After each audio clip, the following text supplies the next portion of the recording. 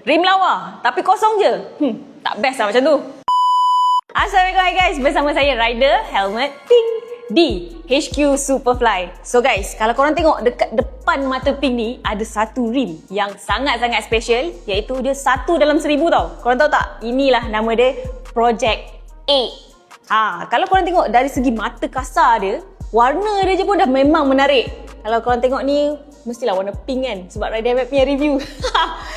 And untuk warna dia, ni adalah warna Prism Pink. And yang buat dia lagi special adalah untuk 1000 unit ni, kita boleh engrave nama korang dekat rim ni. So sekarang ni, korang tengok, ni adalah proses engraving nama. Nampak? Dia nak engraving nama siapa tu? Ni kita tengah engrave nama, of course lah, nama Rider Helmet Pink. Betul tak? Sebab Pink yang tengah review.